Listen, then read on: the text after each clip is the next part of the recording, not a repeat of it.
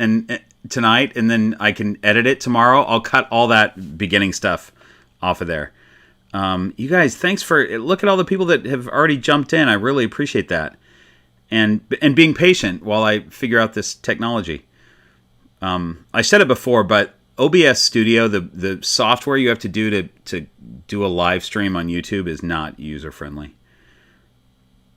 And those of you who are good at it probably just think I'm stupid. And I am. I'll learn it, and then it'll be user friendly, I guess. Okay, so everybody's saying better. That is fantastic. Hi, everybody. It's good to see you on this live stream. So here's what we're gonna do. We're gonna drink. This is Snakes and Scotch, as always. It's sometimes it's just snakes and whiskey, but it's usually snakes and Scotch. And we're going with the Port Charlotte heavily peated Islay Scotch whiskey by the Burbank distillery, and it's fantastic. It's really good. And I'm drinking out of my Green Room Pythons. Can you see the? There we go. The sort of logo. You can almost see it on my Glencairn glass. Man, it's so good. If you like heavily peated Scotch, that's the stuff. All right, I'm getting a snake, and then we're gonna start. And we're starting with Tiger Lily because Moni's just requested it via the Patreon. So give me 1 minute. Look at my couch for a moment.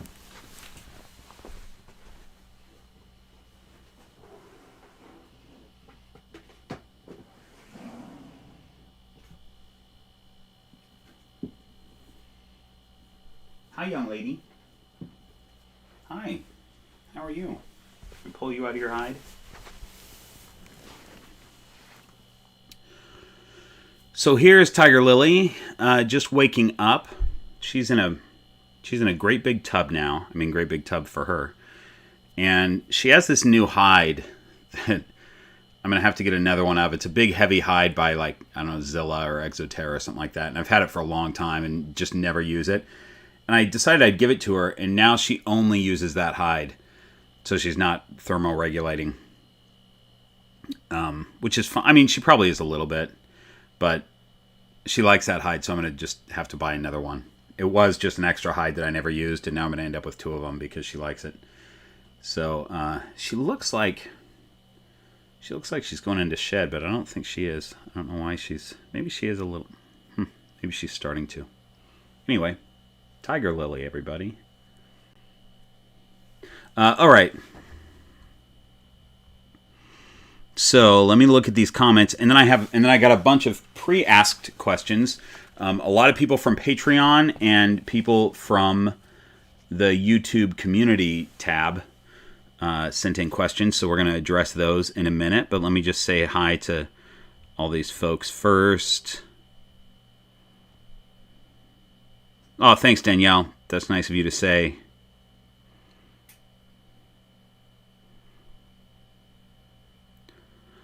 Omer Lavin, I wish you would have said hi to me at Pomona also. Some people did. Some people came up and said hello. It's always cool to meet people. Pomona was really fun. That was a great show, and there were massive monitors. There were like monitor lizards that were like the size of me almost. That might be an exaggeration, but it was cool. There was a lot of cool stuff there.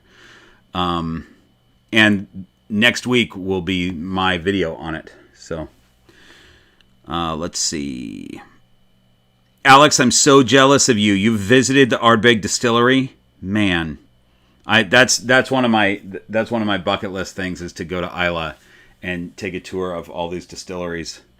Ardbeg and Ardbeg, Lagavulin, and Laphroaig are the 3 key distilleries that I would want. But Brunello, I love this Scotch right here from Brunello, and I think they're in the north. You probably went to that distillery also. I think they're in the north side of the island. But man, that's good stuff. Hi, Northern Lights. Hi, everybody. Alexandria, I love that you have Daryl from accounting. I love that you went with that name. It's so funny.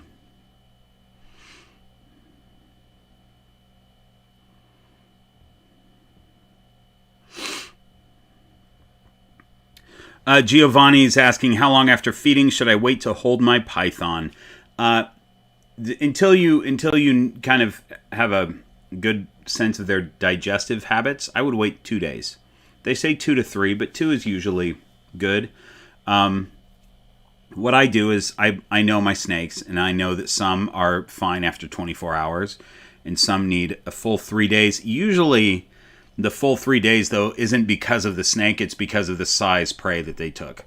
So, if I'm upgrading a prey size or something, or they got a big lump in their belly, I'll usually give them 3 days before I mess with them again. And some of them just some snakes just even though they probably would be okay after a day or two, they're going to sit in their hide for 4 days, and so I just let them. If they're still digesting and they're not out and about at the normal time that I see that particular snake out and about, I figure they're still digesting, and so I just don't mess with them, you know.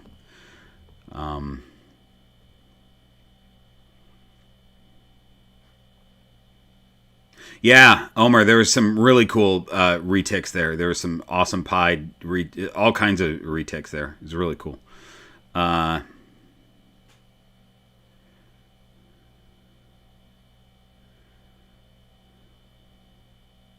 Oh, Danielle, thank you so much for saying that. One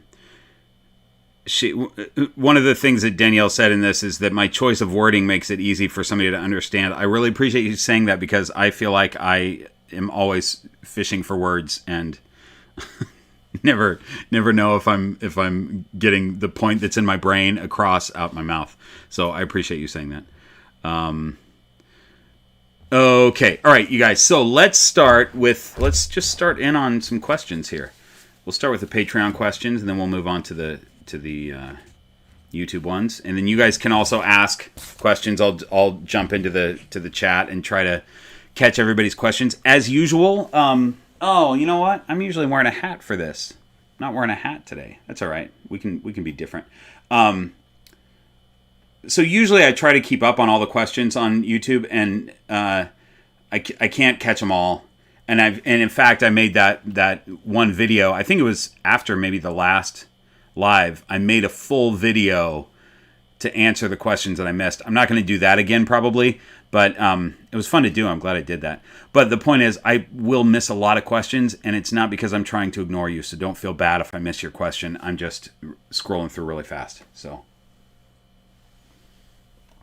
And if you want to super chat a question, I'll always see those. Not that I'm pandering for super chats, especially from my Patreon supporters who are already financially giving to the thing. I don't want you guys to super chat me, because we don't have to double dip. Okay, so here we go. We're doing the questions. Okay, so Jordan Dean jumped in with the first couple of questions. How often should you change your substrate in your ball python tubs? I use Rep to Chip, and I spot clean every day, and I change the substrate once a month. Should I be changing it more frequent, or can I go longer and possibly save money on substrate? That's a good question. You're doing fine. If you're doing, I think a lot of people do every 4 weeks. That's where I've kind of landed. I'm a pretty good spot cleaner, but I decided a while back that I was going to move from every 6 weeks to every 4 with complete changes, just because I just think that keeping snakes in a sterile environment is really important. And even though for me, it takes a while to do a full change of all the tubs. I mean, I don't have hundreds of snakes, but I also don't have a big hose and piles of extra tubs. I'm basically taking out a tub, washing it. I take it into the shower and I wash it, and then I put the tub back and fix it and put the snake back in, and then I go to the next one. So it takes me longer than like a big facility where they're just pulling out all the tubs and switching the snakes out and whatever. This is a really long answer, but the point is that I went from every 6 to every 4, even though it means more work for me. I think it's important for the hygiene of the snakes. So that's that. Okay, I'm going to go faster on these questions. I can't do every question like that. Okay, so Jordan also asked, should you bathe your snakes? If so, how often do you think? I let mine slither through a wet paper towel a few times with a decent grip to try to wipe them down every time I do a tub substrate clean. Yeah, you're doing good there too. No, don't bathe your snakes. And when I say snakes, I'm referring specifically to ball pythons. Soaking them and bathing them, people soak them because they think they need a bath. People soak them to help with shedding. There are other ways to help with shedding that makes it so you don't have to soak the snake. It tends to stress them out. The only time that I soak snakes, and I did it with 2 of them today, I'll give them a soak, is if I'm shipping them out. So 2 of the hatchlings got shipped out today, and I'll let them spend 45 minutes or an hour in a little bit of water, not to where they're swimming, but I'll basically take their tub and put a little bit of water that's between 85 and 90 degrees, and let them sit in there for an hour or so to hydrate themselves. They'll drink some of it and they'll just hydrate, and it's good to have them hydrated before shipping. So that's the only time that I'll bathe a snake. And letting them crawl through a towel is great, especially if it's one of the big ones and they've made a big mess and it's all over them. Just crawl them through a wet towel or a wet F10. If you have F10 or chlorhexidine, that's totally fine to wipe them down with diluted F10 and chlorhexidine. Those are both veterinary grade cleaners, like disinfectants, but they also use it to disinfect wounds. So it's totally safe to be on the snake. I take a little cloth of F10 because that's typically what I use, and just let them crawl through it, and it cleans them right off if they need to be cleaned. Now I'm going faster with the questions. Aaron asks, what's the minimum height for an enclosure for a ball python in your opinion? Are ball pythons okay in a short enclosure? I know giving them more height would be better, but I didn't know if it's required. Also, if it's too short, what do you think would be a better? Okay, so here's the thing: nothing is required. There are advances in husbandry all the time, and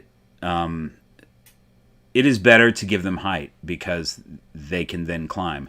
However, ball pythons are oftentimes kept in tubs. Most of mine are kept in tubs. That doesn't give them much height to climb.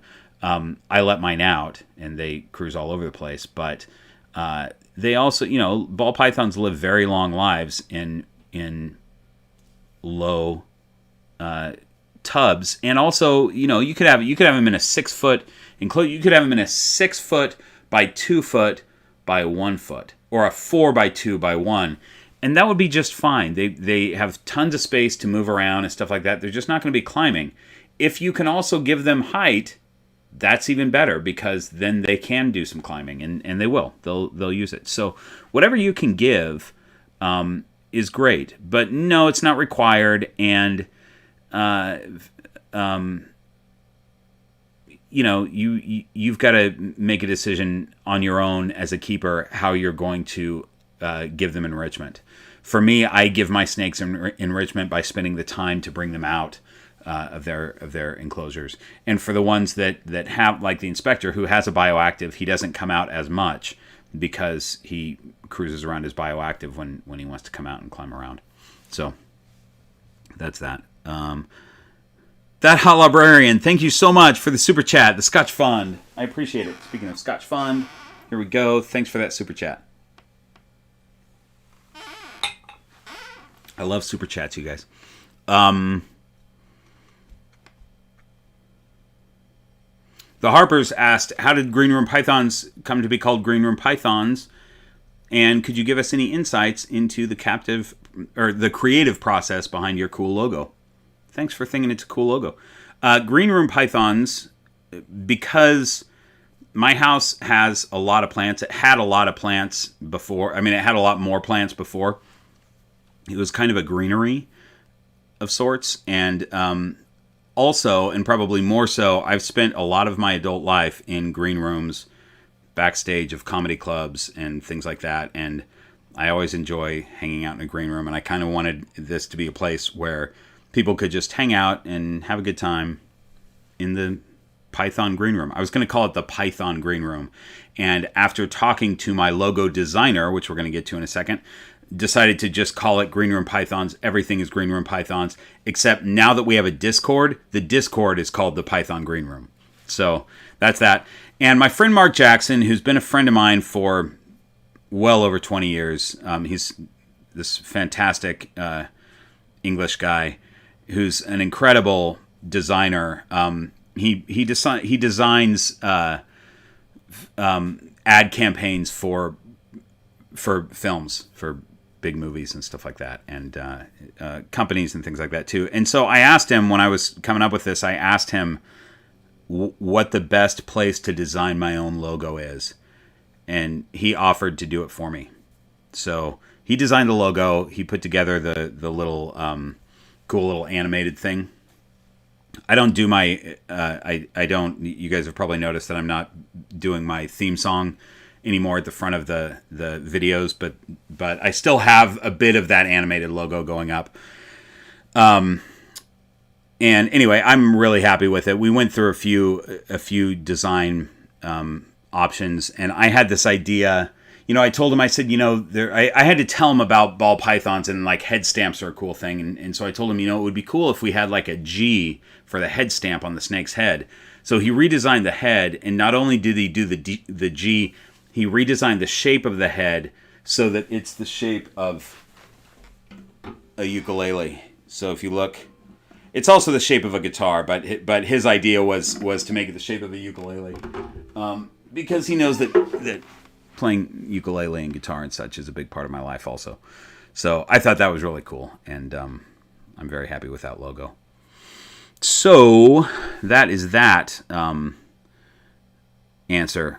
You guys, I've said several times now that I was going to go faster on these questions, and I haven't yet, but I will. Let's move back to the live questions really quick, and then we'll come back to these.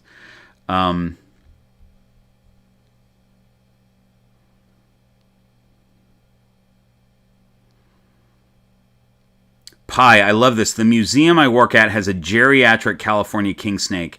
Do you have any suggestions regarding geriatric snake care? I don't, because I've never had a geriatric snake, but I love that A, you work at a museum, and B, that you have a geriatric king snake. I love it. I recommend maybe snake diapers, glasses, snake glasses. I don't know. I would say, so for real though, if I did, and this is not off of experience, this is just me imagining how I would handle a geriatric snake, it would be that I would make their enclosure as comfortable but as simple as possible. If they're having a hard time moving around, things like that, and then maybe there would be some like certain feeding things that you might have to change the way you feed the snake, but you probably have that figured out. But I think having a very simple enclosure for an animal that's starting to decline seems like the way to go. But again, no experience with it. I think that's awesome, though. Anybody taking care of geriatric snakes? Well done. Well done.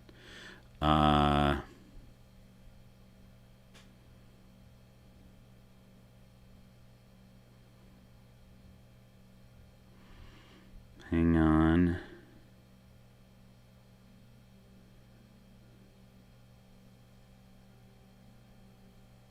So, best way to make substrate help humidity without adding water. I ran into adding water, but that made it too wet and crept its way into the warm hind. Yeah, so you just added too much water. It's just a simple thing of figuring out how much water to add. And, you know, if you're using cocoa husk, for example, which is what I use, I add a little bit of water and I mix it in. If I end up adding too much water, I just pull a handful of substrate out and replace it with dry. I've figured out now about how much to use, and I use a sprayer. I've got one of those pump jugs and it's like a, what do you call it? Like a pesticide sprayer thing, but it just sprays water. And I just spray the stuff down and mix it up. So you just have to figure out the level of water that you want to use. But that is the way to do it. Spraying your enclosures is not the way to go. Even though I'm spraying with the pump sprayer, but I'm spraying it literally onto the to the substrate and then mixing it in. And that's what you want to do, is mix that water in. So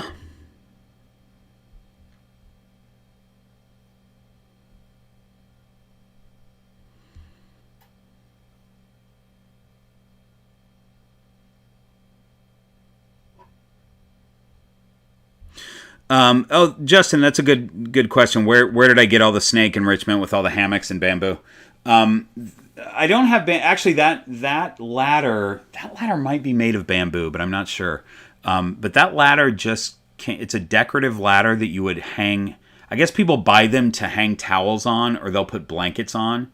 So, like if you're a fancy person, you would have a ladder right next to your couch, and it would have your blankets hanging on it. And it's a decorative ladder, not one to climb on. That's what that is. And then your hammocks and stuff like that you can get at pet stores. I mean, at the Pomona show, there was probably 3 or 4 different, the Zilla booth and the Exoterra booth, and they all had hammocks and stuff like that. So those are pretty common. Those hammocks are made specifically for bearded dragons. They market them for bearded dragons. And they have different sizes and stuff like that. The plants, though, you can buy plants at pet stores too, but you can get them for $1 at the dollar store, and that's where I recommend going for all that kind of stuff. It's just go to the dollar store. The other thing, and I don't think I said this in the recent video I did where I was talking about those plants, when you buy them at the dollar store, if you have a snake that poops all over your plant, just throw it away. You paid $1 for it. You don't need to spend 20 minutes trying to clean the poop off. Just toss it and get a new plant. So I just get a bunch. I have a bunch of plants, and by the way, after I shot that video, this is the video of the video about can snakes be happy in a rack or something like that. The next day after I posted that video, I went and spent $20 on new plants, which is a massive amount at the dollar store. And I thought, man, I should have done this a week ago, and then it would have been in the video. But whatever. That much fancy. Yes, Tracy is still available. I'll get Tracy out. Tracy's such a cool little snake, and I was thinking about this the other day. He's a really, I want to say social snake, but snakes aren't social. But he does come out onto my hand. If I see him out of his hide and he's moving around, that means that I can pop the top off of his hide and he'll come right out. And he's been all over Echo's enclosure. He actually climbed to the top the other day. Both him and Tiger Lily were out. They were both awake at the same time, so I put them both on the ladder, and I spotted them. This is not something that I recommend you do with a ball python, is to put them on a big ladder. If you do that, you better be there, because they're not... I mean, they're sort of arboreal. They can climb, but they're not good at it. So you want to be there to catch them. But they both, on their own... Tracy and Tiger Lily climbed to the top and climbed across the top of my closet doors before I pulled them off. But anyway, back to my original point about Tracy. As I was thinking about this the other day, is whoever ends up getting Tracy, I don't want to sell him to somebody who's a big breeder that's just going to put him in a tub and that'll be his life. Because at this point, he's used to coming out and used to exploring around and things like that. And so I really want him to go to somebody that will take advantage of that, and he can continue to do that, because he's really used to that now, and it's cool. He's a great little snake. Let's see. What's your opinion on adding UVB to a ball python enclosure? I think it can't hurt. I don't think at this time there's any real science out as to whether it's actually beneficial. They say that it's probably not, because ball pythons are generally nocturnal, but a ball python will come out and warm up in the sun and then go back in their burrow. I don't think UVB is going to be bad for any reptile. So, and they have that shade dweller UVB that I guess would give off less. I don't know this for sure, because I haven't really looked into it, but I think UVB is great. If you can provide it, go for it. And if you see if you can notice a difference, because we would all like to know if you can notice a difference in your snake with UVB. That would be cool to know. I'd love to hear from people that have UVB in their ball python enclosures.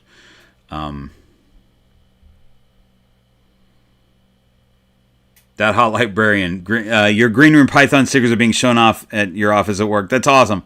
I love that. Yeah, bring your stickers to work. Get people into snakes.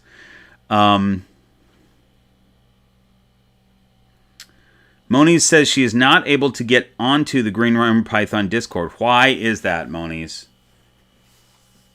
Give me more information. You should be able to click the link or copy and paste the link that's in the YouTube description of the last couple videos, and I think it's in the description of this video, and get onto that. You probably can do it by just getting onto to Discord and searching the Python Green Room. I think you have to search Python Green Room. If anybody has better information on that, let me know. Jordan just said, try Python Green Room on Discord. I just have to keep reading. All right.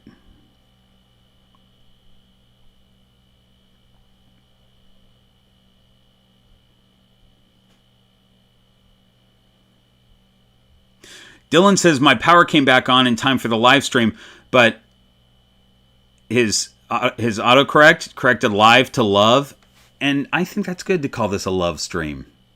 The Green Room Python's love stream, you guys. That's what it is. Oh, look I've got Tiger Lily here, and I'm not showing her off. I should grab a different snake anyway. Let's see.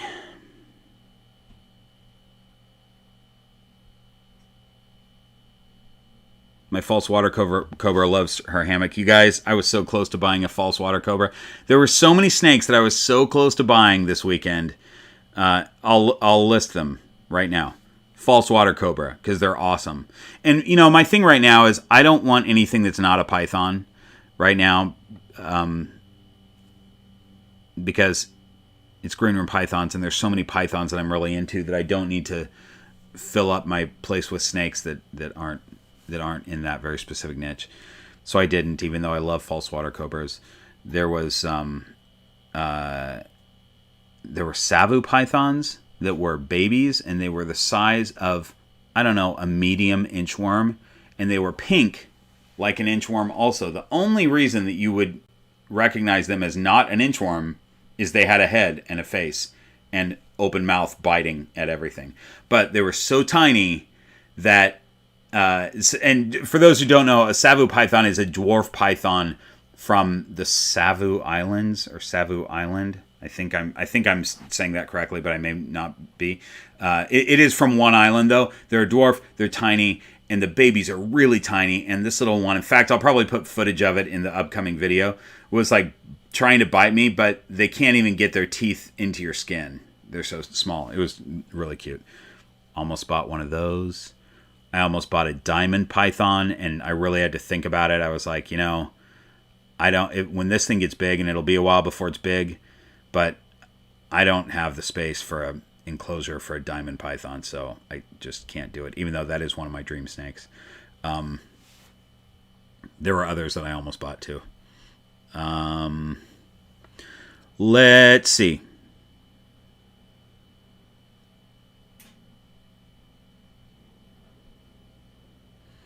Yeah, Jamie, I think that's fine. What do you think of having bioactive substrate with fake plants? That's great. That's fine. My setup has no light, just a heat pad. I do have springtails in the soil, though. Yes, yeah, that's fine. Springtails will take care of any mold or fungus that or not fungus. I mean mold or bacteria that comes up. That's totally fine. I was going to say if you had isopods in there, they may need something more organic to eat. If you didn't have like leaves dropping or whatever, but they probably would find stuff to eat too, especially like snake shed and stuff like that.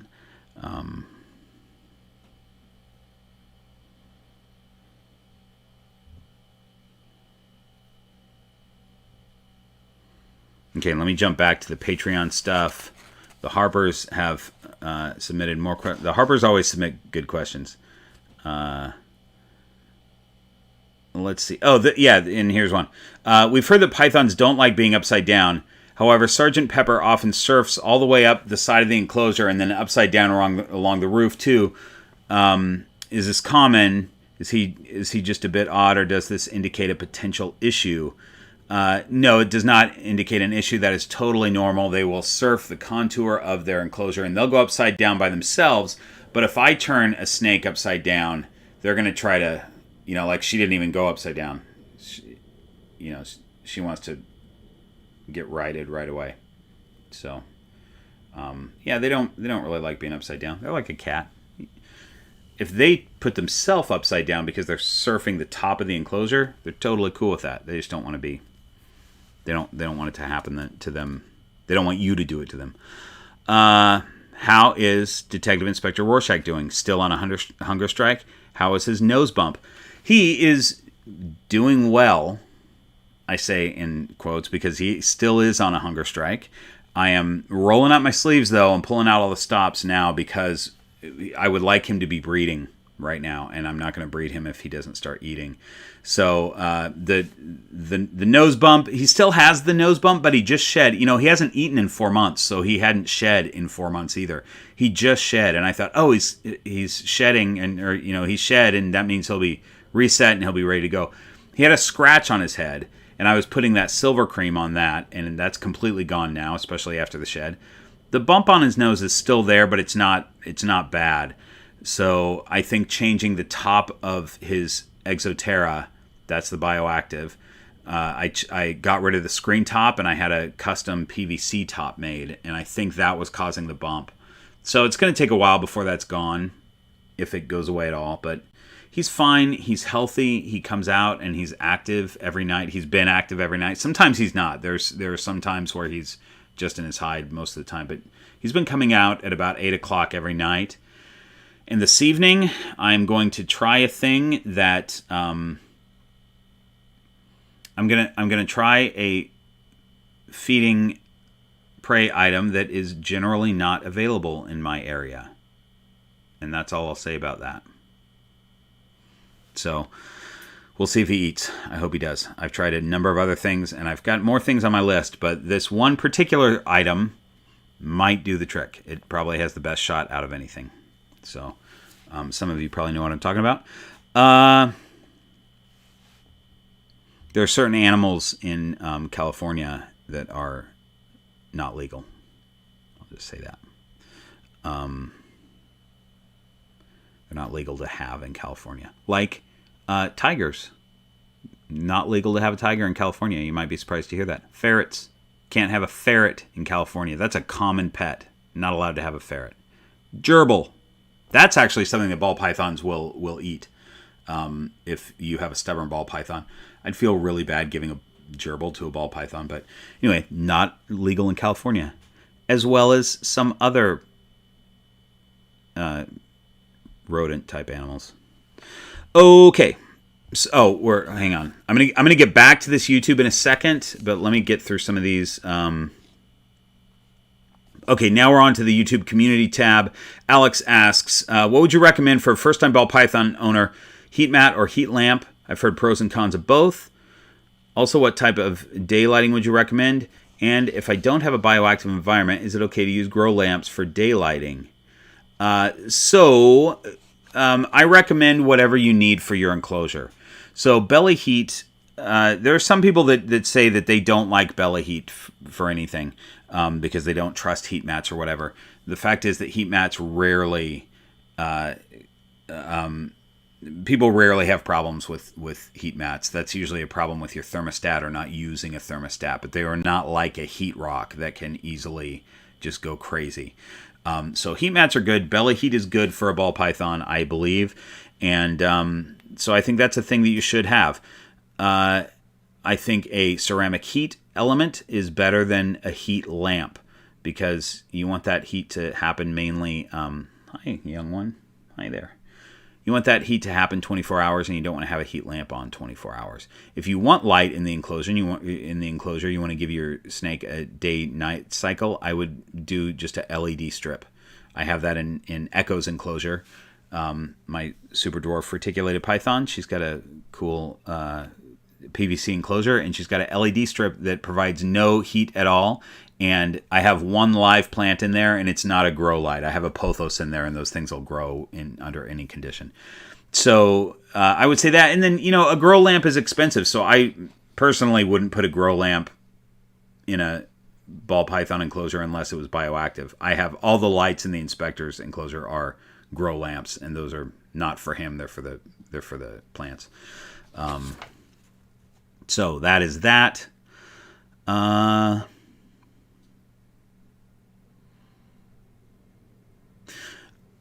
Okay. Let's see. Hello from Wales, UK. I want to go to Wales.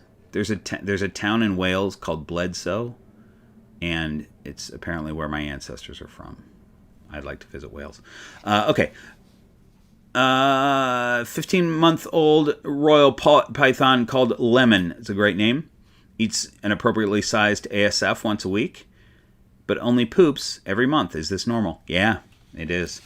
Ball pythons are very good at using everything that they eat, and so they don't defecate very often, and they can hold it for a very long time. And I'll tell you, the day after the inspector shed, he also pooped. A normal poop, like a snake that eats stuff. It didn't look like an old poop that had been sitting in his belly for 4 months, but it had, because he hadn't eaten anything in 4 months. Finally pooped. So yeah, once a month is very normal for snakes. Every 6 weeks is very normal for some snakes to poop.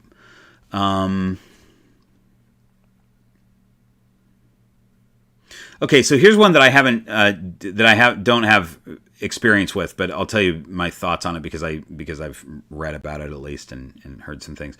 Ball python had a prolapse a few days ago. I was able to massage it gently back into place, and we'll keep her off food for a few weeks. Well done. That's what you should do.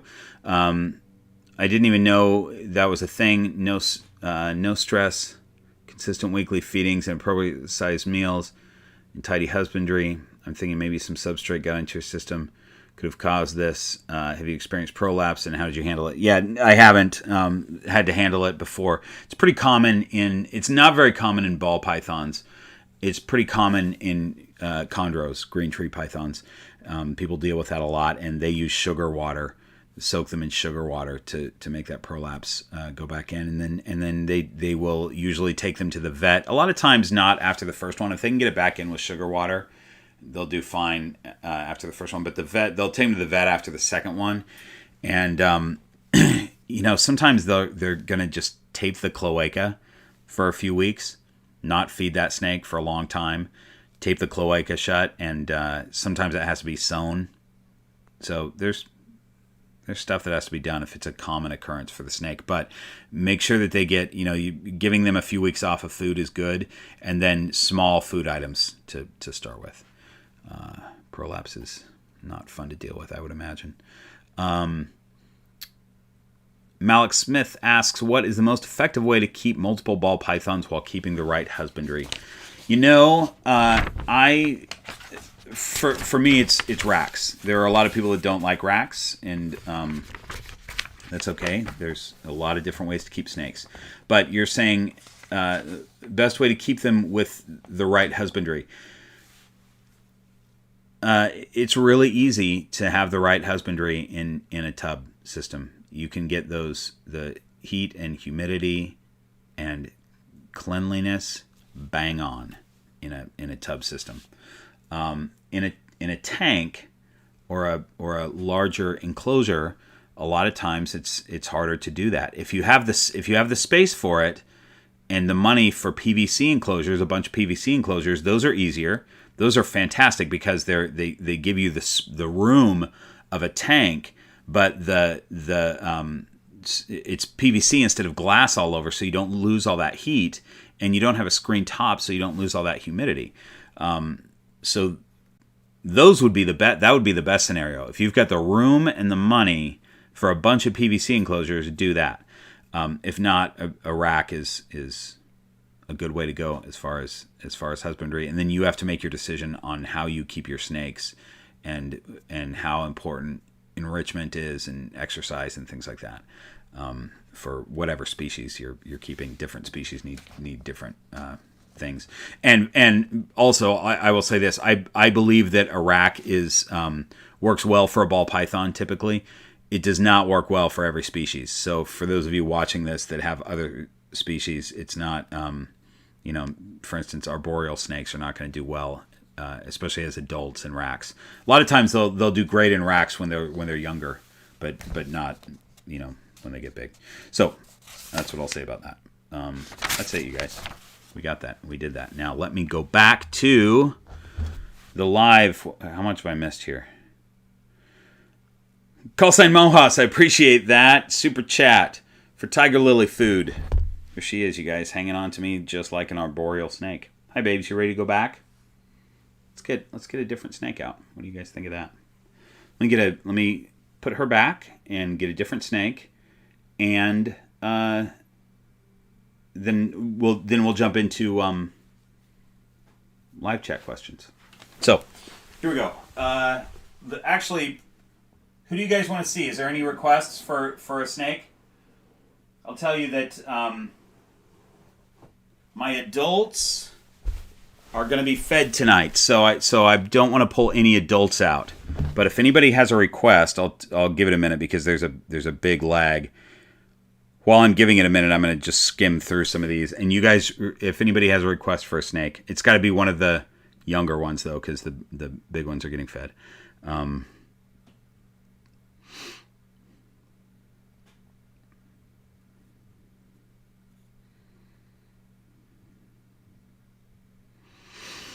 Joseph Python, I have an extra tank and would love to take Tracy off your hands and give him a good life. However, I'm currently looking to move right now, so my funds are tied up with that. No problem. I may have, I'm not actively trying to sell Tracy. It's not like I have him on Morph Market or anything. I'm just hanging on to him, and whenever somebody's ready and wants him, he's available. So he very well might be around by the time you move and are ready to get a new snake. I am happy to. He's not eating me out of house and home. He eats every meal, but a snake eats once a week at that age, so I'm not too worried about it. So let's see.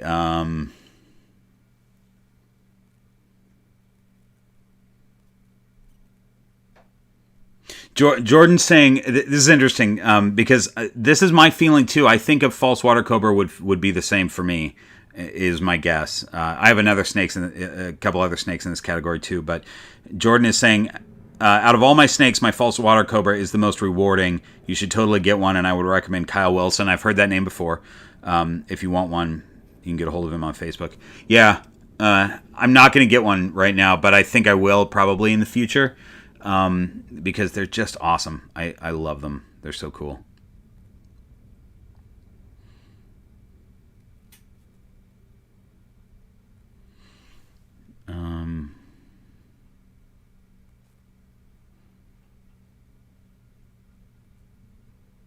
Are idents a thing to worry about?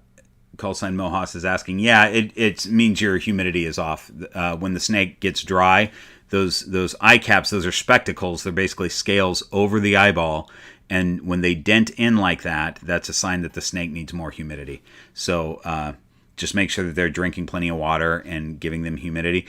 I've seen it. I've had it happen a couple times with my snakes, even though their humidity was like I'll look at their humidity and it's 60, but I bump it up to 80 because sometimes a ball python needs humidity like that. I try to keep my humidity for my snakes at between 65 and 80. So a lot of people say 50%, but I think that's a little low for ball pythons. They are in burrows a lot of times in Africa. When the air outside is 50% humidity, that burrow is sitting at 80. So if you look at their natural history and where they're really spending their time, it's in more humid areas than just the outside if they were crawling around outside.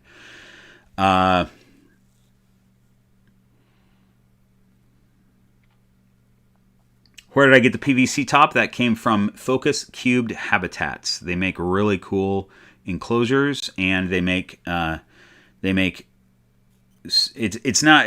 I mean, mine was kind of custom, but what they make is a replacement top out of PVC for an Exoterra enclosure. So mine's an Exoterra, so they're making that top. I gave them the dimensions of my Exoterra, and then I had them cut out for my grow lights, and it's great.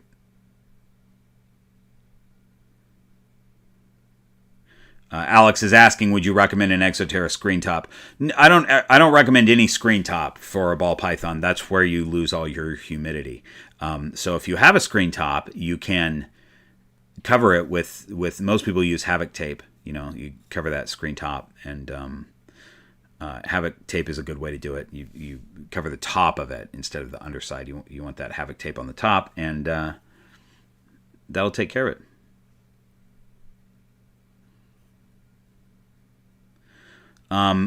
Okay, Monies, we're going to have to try to figure this out. You're saying that it says the link is invalid or expired for my Discord. I hope I remember that. It's when I'm off of this, I will try to fix that. I'll try to see what's going on, because I don't like that at all.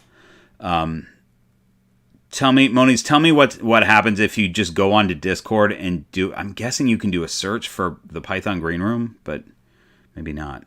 I'll see what I can figure out though. Because you guys, that Discord page is for the people who've landed in there. It's become really cool. People are sharing all this stuff about their snakes and asking questions and getting questions answered. And I'm going in when I can and chatting with people, and it's just really cool. It's just awesome, positive people in that Discord. So I highly recommend it. And it's small right now too. It's a new Discord, and really, my channel is very small compared to others. So my Discord is going to be very small also. So you're not going to get lost in the shuffle if you post on that Discord. You'll end up chatting with people. It's cool. Hi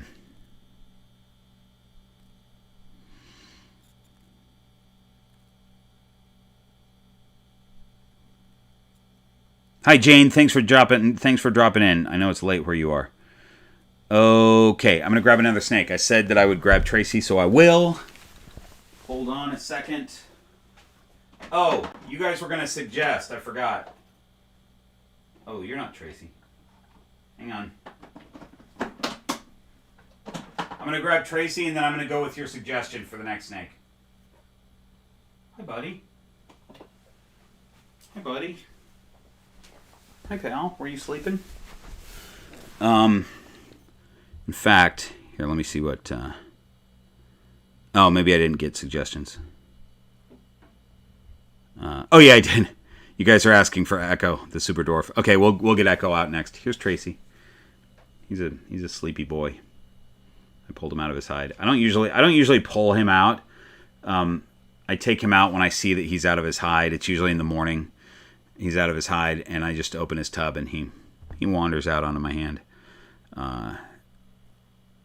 He's a cool little guy. Yeah. Okay, so let's see.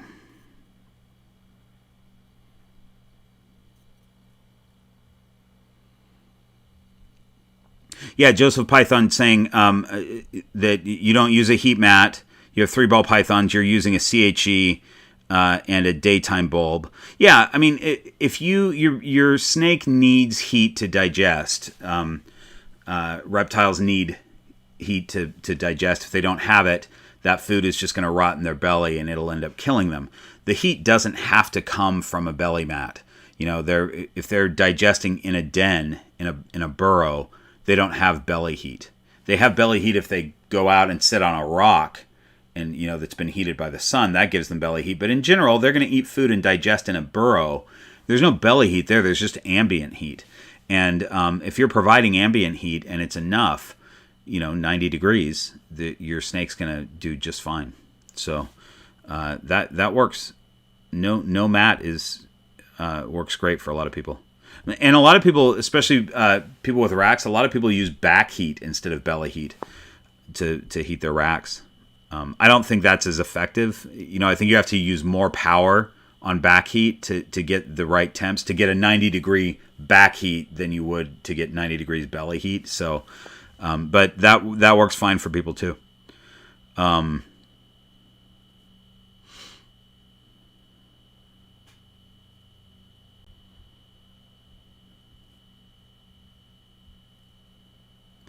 How often would you feed a 5-plus-year-old ball python? Just looking for your opinion. Yeah, so, I mean, it doesn't, normally I would say it doesn't matter the age. It's more about the size and the body condition. I'm guessing, though, that when you say it's a 5-plus-year-old ball python, it's a normal body type for a adult ball python. And this is a snake that you're not breeding. If this is a breeder female, we're talking about something else. But if it's regardless of female or male, and it's not breeding, I would feed that snake for me, here's what I would do. It wouldn't be on a schedule. I wouldn't go like every 2 weeks. It would be every 3 weeks-ish, but sometimes every 2 weeks, and sometimes I'd go 4 weeks in between for a big pet ball python. I wouldn't have them on an exact schedule. I think that's important for snakes. I think it's good for snakes to not get used to eating on the exact day every single time, because they're not doing that in the wild. They're going 4 weeks a lot of times without food. They're getting a meal, and then a few days later they might get another meal. And I wouldn't feed them. I wouldn't do that, but they're doing that in the wild. They'll get a meal, and then 2 days later they might get lucky and catch something else, and they'll take it. I'm not going to feed them like that, because I don't want to feed them again when they're in the middle of digesting usually. Although I have done that before, because I want to get rid of a rat, and I'm like, Delilah will take this, so I give her one 3 days later, but then I give her at least 2 weeks off of food, because she spent so much time digesting. So the point is that I just take it case by case with the snakes, how they look and when they should be eating. I sort of have them on a schedule. Like right now, I'm saying my adults are going to eat, and sometimes. Right now they're all. I'm going to try to feed them all right now, but there are some weeks where I've fed one something really big and they're going to skip a week, or the females that are in breeding season, I'm going to try to give them a meal every single week and get them going. So it just depends on time of year and stuff like that, but not feeding them every single week for sure for an adult. Doesn't need food every week, but varying that up I think is good for snakes.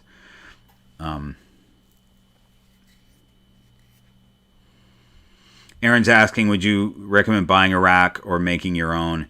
It depends on how handy you are. Racks are pretty easy to make. It's not a project that I've wanted to take on, so I've bought all my racks from Sea Serpents. They do a great job. It's worth it to me to save the time and effort and just have Chris do it and send it to me. But a lot of people have made their own racks. So, Alex, don't ever say sorry for the basic beginner questions. No worries. There's so many beginners there's a lot of beginners that watch this channel specifically, but it's good to go over these questions and answer them for people. So I love these questions. What schedule for feeding a very young ball python would you recommend? Feeding every week versus once every few weeks? Yes. So for a young ball python, I'm glad you asked that question right after I answered the other one for the adult. For a young ball python, I would have them on more of a schedule. I go for a little one. I go every 5 days, but that goes pretty. That moves up to a week pretty quickly. Once they're an established eater, that's going to move up to a week pretty quickly. Now, I will say the little snake that I just shipped out today, actually, because she's a great eater now. But I assist fed this little one for a long time. It took her a long time to start eating on her own. And then when she did eat on her own, she took some meals 3 days apart from one. Like, I just wanted to get her used to eating, used to grabbing that mouse and eating it. She was getting fed little mice. Tried to switch her to rats, but she hasn't switched yet, but that's okay. But just wanting to get her used to grabbing that thing, there were times that I fed her every 5 days, and there were, I think, 1 or 2 feedings that I did that were just 3 days apart. And I was okay with that, because she was a pretty tiny snake anyway, because she was being assist fed, but I was also feeding her hopper mice, which are very small. So I knew that in 3 days, a good portion of that hopper mouse is digested, and she could take another one. And I just wanted to give her the practice of that. So she got a lot of practice eating, and she's looking good. She's at least doubled in size, probably more than doubled in size since she was hatched. Took her a long time to do that, but she's doing well now.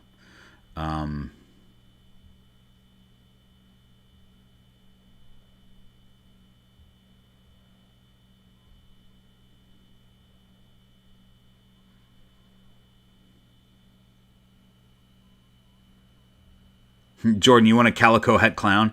Is that going to happen anytime soon for me? Let's see. What do I got? No, it's not going to happen anytime soon. I may. So Bear is a pied het clown. So if I ever paired Bear with oh, well, I might, because the girls from this clutch are calico. I mean, it might happen, but we're years away from it. You're going to get your calico het clown long before I'm producing them. I have those genes in the mix in the green room, but they're not mixing right now. So,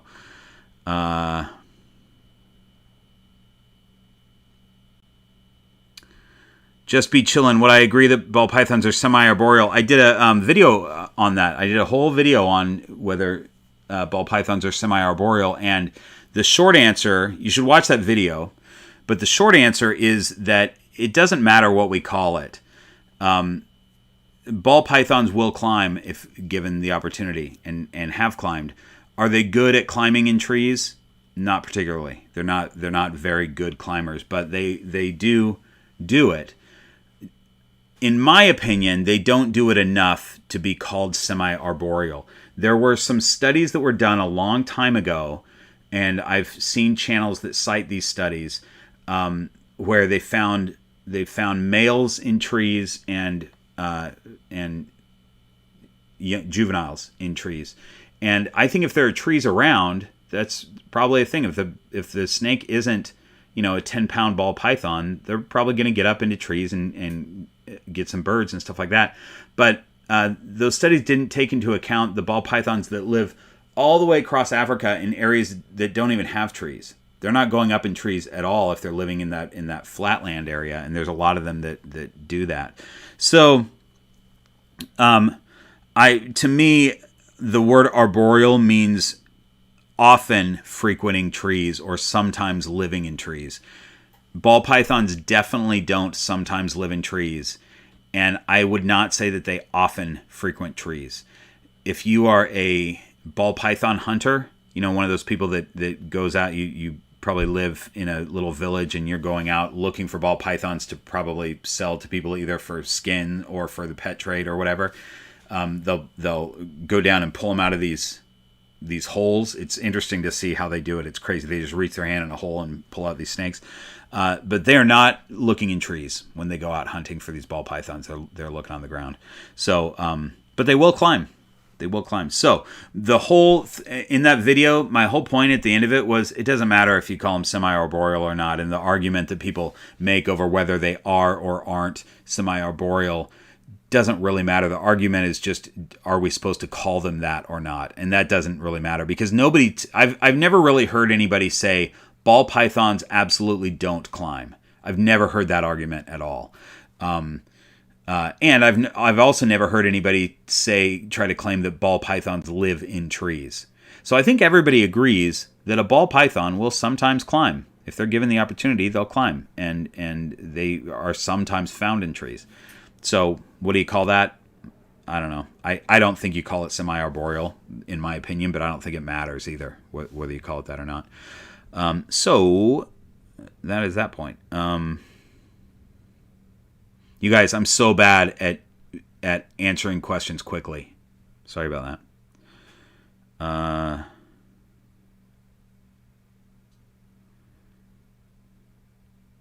Jordan, can we send invites on the Discord? I know I can. I bet other people can too, but I don't know Discord enough to know that. I hope everybody can send invites because I want everybody to jump in on that Discord. It's a really cool it's a really cool little forum, I guess you call it. It's like a chat room from the 90s, but better. I've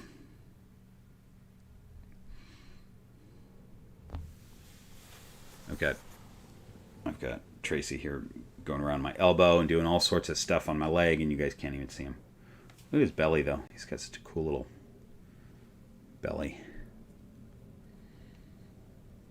I'm going to put him back, and I'll pull Echo out.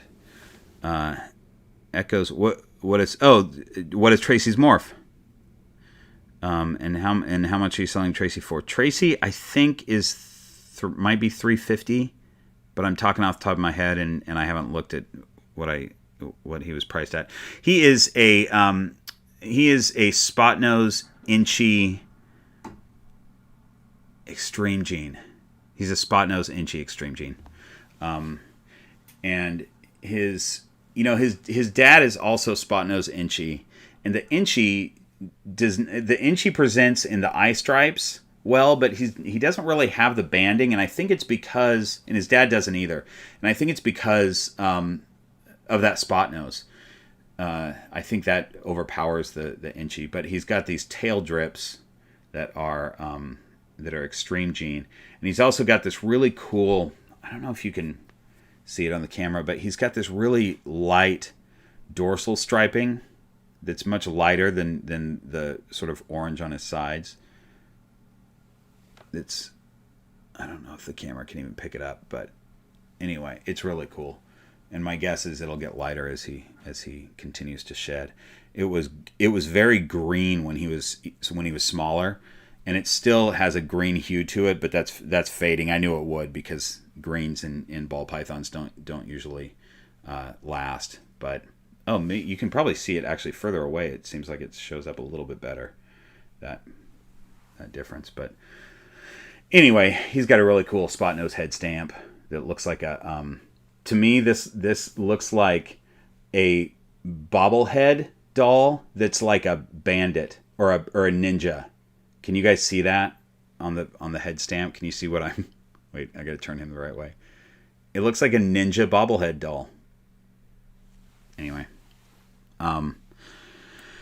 So that's that. He's great. I love that guy.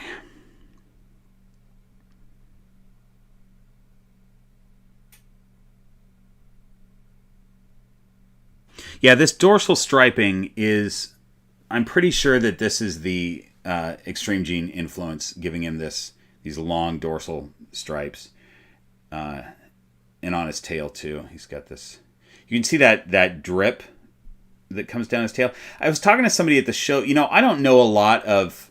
look at where it looks like chocolate dripping down his side. That's the extreme gene. I don't know a lot about extreme gene and how it interacts with other morphs, but I was talking to a guy, I can't remember who it was, but a breeder who had a table at the Pomona show this weekend, and he was all about extreme gene.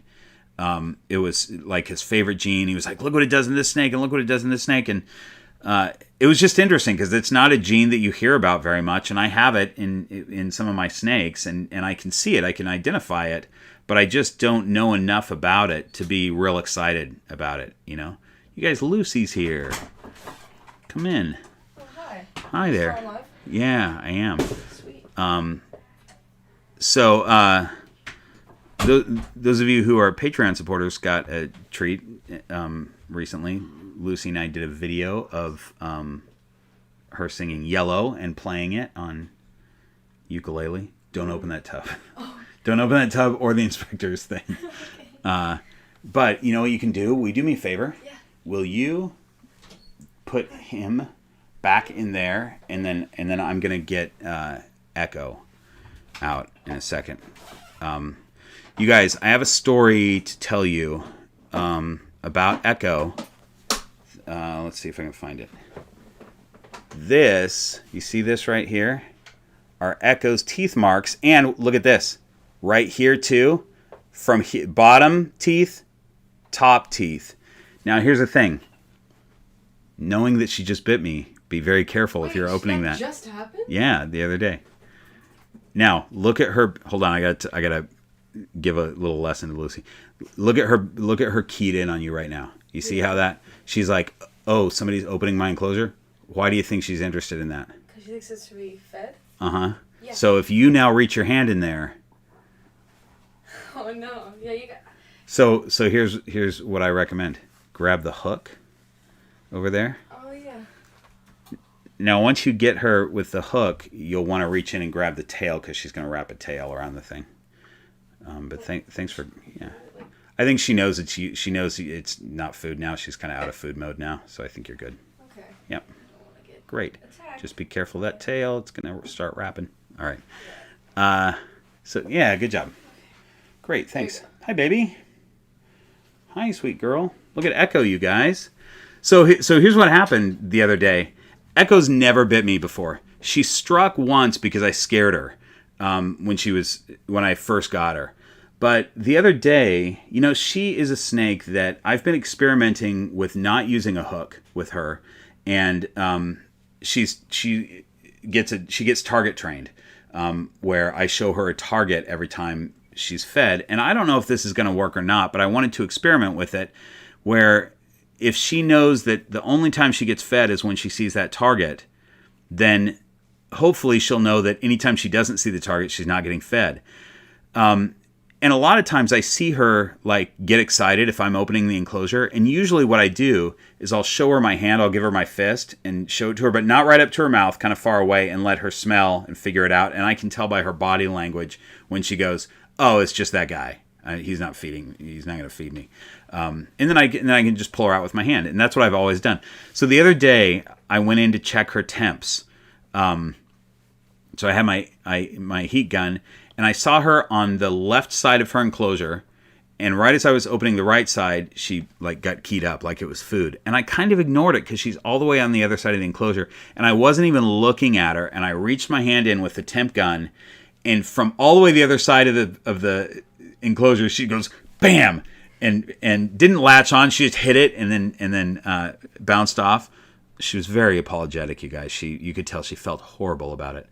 But the funny thing was, retics have bigger teeth than ball pythons, but at this size, you don't even feel it. There's not, it's nothing.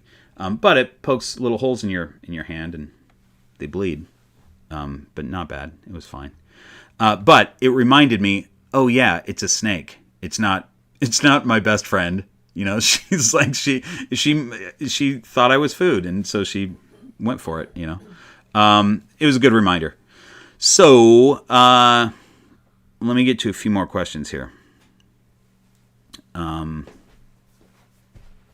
gonna answer some more questions, and we'll chat a little bit more. And then Lucy's here for a lesson, so we'll get to that at some point. But she and her mom know that when they come over on Tuesdays that I'm doing live streams, they're gonna hang out for a bit, and so. Let me see. For the ambient temp, increase 85 to 90. Let's see.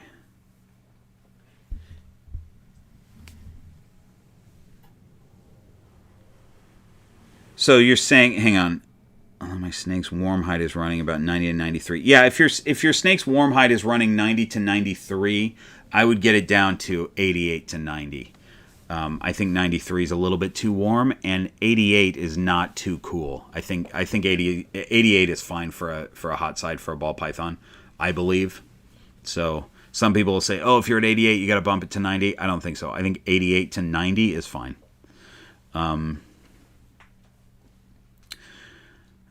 Alex, no, I don't think that there are temperament differences between morphs. In fact, I would say there are not temperament differences. Some people say that there's feed response differences. They say that pied are harder to get feeding. I don't think that's true necessarily. Morphs are generally just all about if they're pretty or not. And then there's also some neurological stuff with some of them, but that's covered a lot.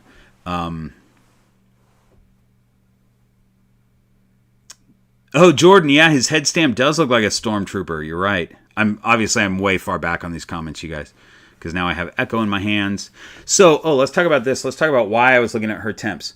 Can you guys see that she has in front of her eyes, both eyes, there you can see it. You see those marks?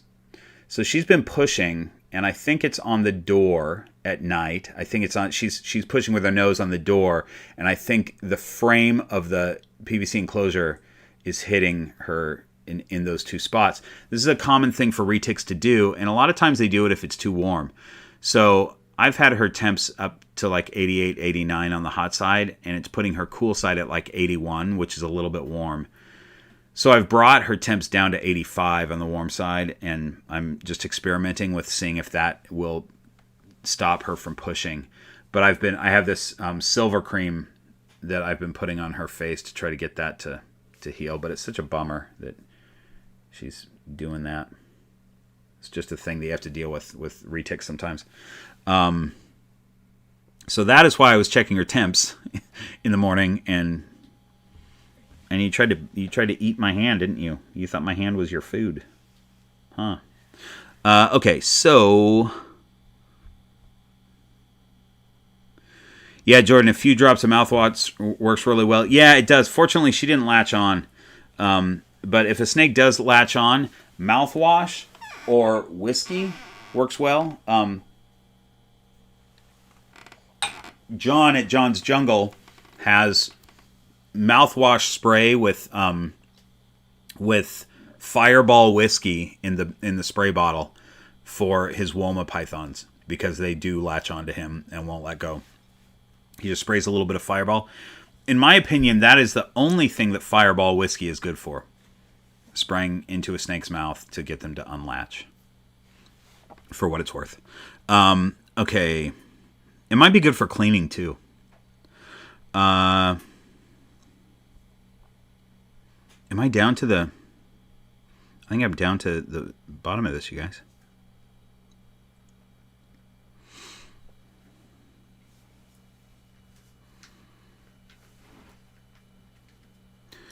Jamie is saying, my ball python has a dorsal stripe like Tracy. Do you think he could be more than normal?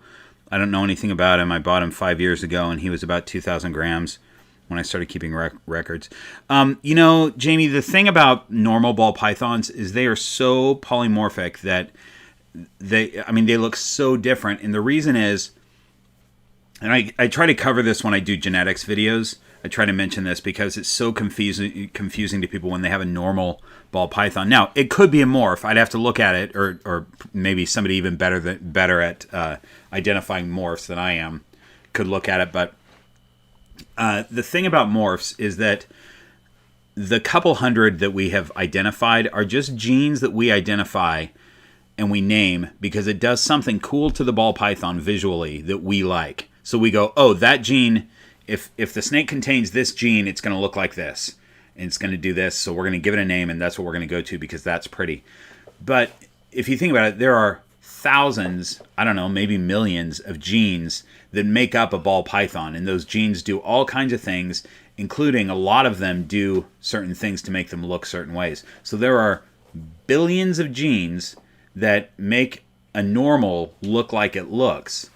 And that's why when you see, no normal looks the same in the wild, because they have so many genes that do so many different things, but we just don't have a name for them yet. So, or probably ever, because if it's a super subtle thing, then there's no reason to identify it, So all that to say that there are lots of ball pythons that have dorsal striping as just a normal part of the pattern, and many that don't, and they're just very, very polymorphic.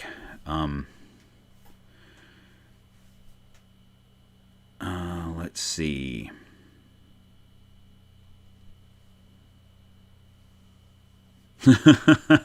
Hazy Shade, this is the greatest question. I don't know if I can answer it.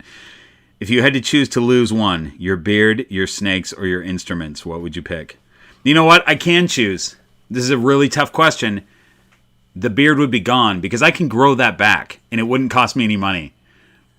Right? So maybe I'd what would happen is it would cost me money because I'd shave it off, and then like some TV show would call me and go, "Do you still look like a homeless miner?" And I'd be like, "No, I shaved." So I can't miss out on some role. All right.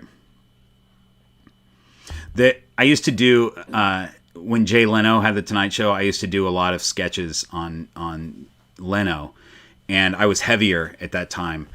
So it was always like they needed a fat guy for something, and they knew that I could be funny in it, so they would bring me in and do it. But the casting director, if I hadn't been in for like 3 months or 4 months or something, he'd call me and he'd go, "Hey Bob, are you still fat?" And I'd go, "Yeah, I am. Do you need a fat guy?" "Yeah, we need a fat guy for a thing at the beach." That's so mean. And then, no, it's not. It's just fat guys are fat guys, and it's funny sometimes. So let's see. How has target training been going in general? Will Echo follow around the target? Yeah, she won't follow it around like... I haven't had her going around like a obstacle course or something like that. Like Lori Torini has snakes that will do obstacle courses, which is really cool. And Echo's not there yet, but I have a few ball pythons that I've target trained, and they will follow. I make them follow and touch it to get food, and I make her follow and touch it. She'll basically go across her enclosure, and sometimes she'll come out. I'm usually having her come out, and then I give her the food, and she'll wrap it and eat it right outside her enclosure, and then go back in, that kind of stuff. But I'm loving target training, and I'm excited to continue that.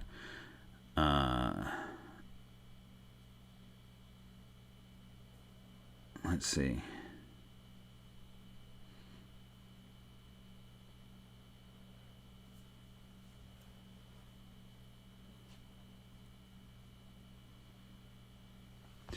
The Chelsea Lightfoot, that's a good question. What's your favorite piece of enrichment that you've given to a snake?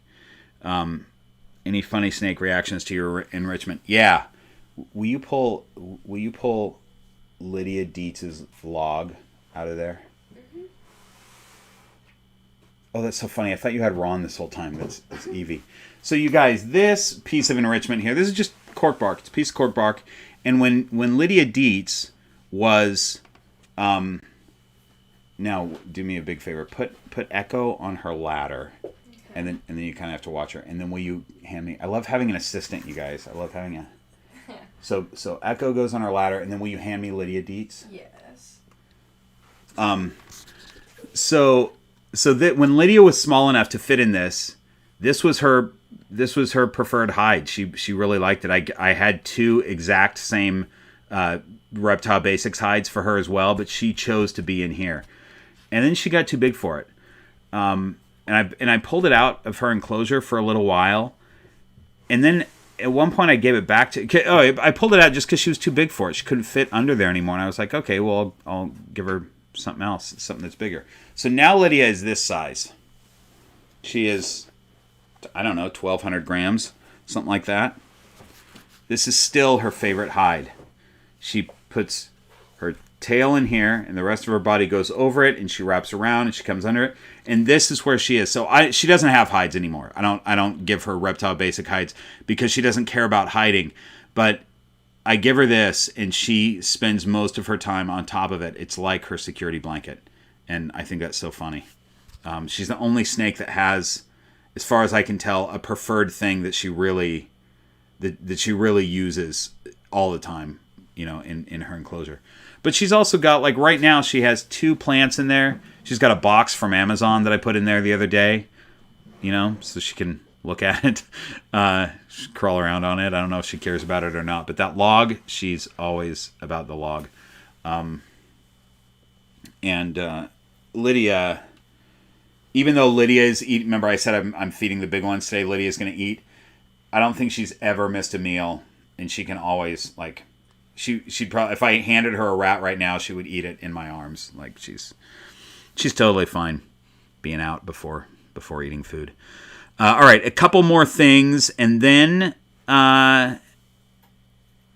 we will we'll adjourn for this one. Alex is asking, what do I use for target training? Will you hand those to me? Oh, the targets? Yeah.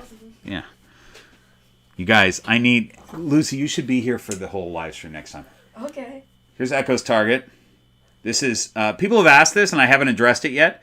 This is a thing, I guess, that you maybe put in your garden. Is that what this green thing is? You get it at a hardware store. And at the same hardware store, I found a reflector. And I just glued it on. This is Echo's target. And she follows it and touches it. There will be a point where I will get to where I can hold it flat like that. And that means she can stop on it. That she's to stop on it and wait. And then she'll get her treat. Lori's got a bunch of snakes that do that. And this is the target for the ball pythons. Snakes can see green and blue. I don't know what other colors they can see, but I know they can see green and they can see blue, so that's why I chose those colors for them. But target training is cool, and Lydia is one. This snake right here is one who does very well at target training. She follows it, and she's totally happy. Okay. Yeah, so Scotch is saying the Discord link is expired too.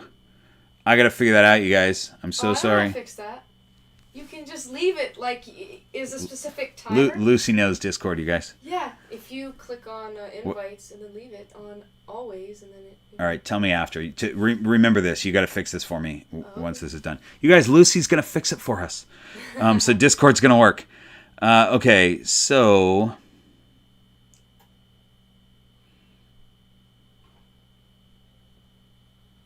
Yeah, Keith, you're right. Lydia has grown a lot since you first saw her on my channel. She's a big girl. Like I said, she never misses a meal, and I feed her pretty heavy too. Like she gets big meals, and a lot of times if she gets an extra big meal, she'll skip a week. I'll have her skip.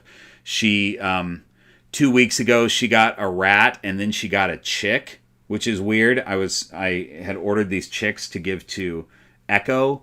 And they're too big. They're day old, but they're too big for her. So I was like, well, I had one thought out anyway. And so I thought, well, let's see if Lydia eats it. She did. So she got some time off of food because of that. She's a big girl. Good eater.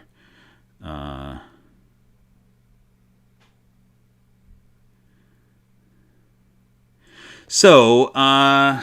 right. What am I missing, you guys? I think that's it. We answered a whole bunch of questions. We did the Scotch. I didn't do the Patreon scroll, and I apologize. I don't have the boards right here. But I love you people that have chosen to jump into Patreon, and I hope you're enjoying it. And I hope you're enjoying the perks and things. Big Patreon announcement coming in a couple days. There's some it's a big Green Room Pythons announcement to the Patreon supporters that I'm doing in a couple days that I'm very excited about. Are you excited, Lucy?